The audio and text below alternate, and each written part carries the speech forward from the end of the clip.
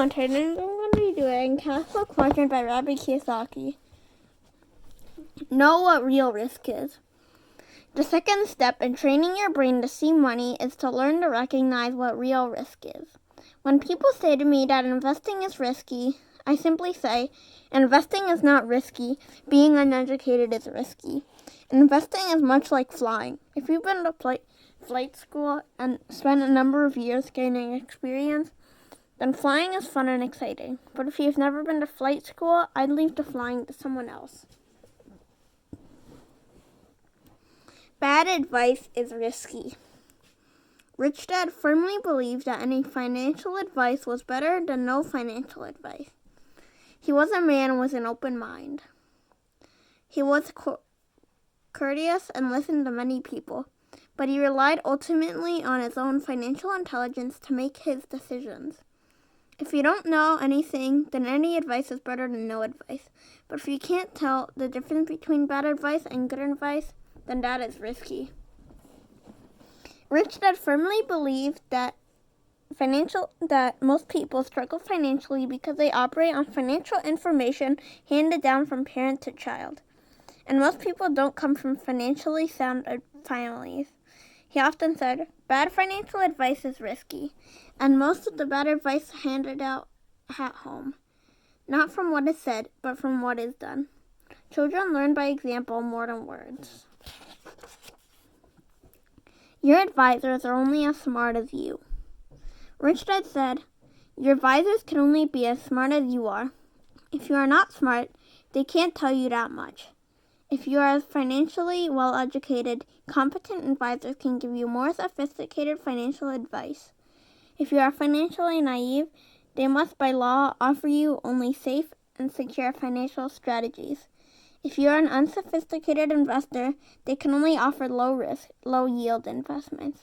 They often recommend diversification for unsophisticated investors. Few advisors choose to take the time to teach you, because your time is money. So if you will take it upon yourself to become financially educated and manage your money well, then a competent advisor can inform you about investments and strategies that few will ever see. But first you must do your part and get educated. Always remember, your advisor can only be as smart as you. Is your banker lying to you? Rich Dad had several bankers he dealt with. They were an important part of his financial team. While he was close friends with and respected his bankers, he always felt he had to watch out for his own best interests, just as he expected the bankers to look out for their own best interests. After my 1974 investment experience, he asked me this. When a banker says that your house is an asset, is he really telling you the truth? Since most people are not financially literate and don't know the game of money, they often must take the opinion and advice of people they tend to trust. If you're not financially literate, then you need to trust someone you hope is. Many people invest or manage their money based on someone else's recommendations more than their own, and that is risky. They're not lying. They're just telling you the whole truth. The fact is that when a banker says your house is an asset, they're not really lying to you. They're just telling you the whole truth. While your house is an asset, they simply don't say whose asset it is. If you read financial statements, it's easy to see that your house is not your asset. In the bank's assets, it is the bank's assets. Remember my Rich Dad's definitions of an asset and a liability from Rich Dad Poor Dad. An asset puts money in my pocket. A liability takes money out of my pocket. People on the left side don't really need to know the difference. Most of them are happy to feel secure in their jobs, have a nice house they think they own, are proud of, and think they are in control of. Nobody will take it away from them as long as they make those payments. But people on the right side need to know the difference. Being financially literate and financially intelligent means being able to understand the big picture of money. Financially astute people know that a mortgage doesn't show up as an asset, but as a liability on your balance sheet. Your mortgage actually shows up as an asset on a balance sheet across town.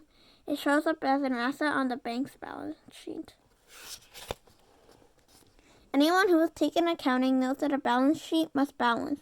But where does it balance? It doesn't really balance on your balance sheet. If you look at the bank's balance sheet, now it balances. Now it makes sense. Oh, wait, here, let me show you what. Here. Your balance sheet. So, assets, none. Liabilities, your mortgage. And then bank's balance sheet. Assets, your mortgage. Liabilities, nothing. If you look at the bank's balance sheet, now it balances. Now it makes sense. That is B&I accounting. But this is not the way it's taught in basic accounting. In accounting, you treat the value of your home as an asset and the mortgage as a liability. Also, an important point to note is that the value of your home is an opinion that fluctuates with the market. While your mortgage is a definite liability not affected by the market, for a B&I, the value of your home is not considered an asset because it does not generate cash flow. Okay, I hope you liked that. If you did, please like and subscribe. Bye!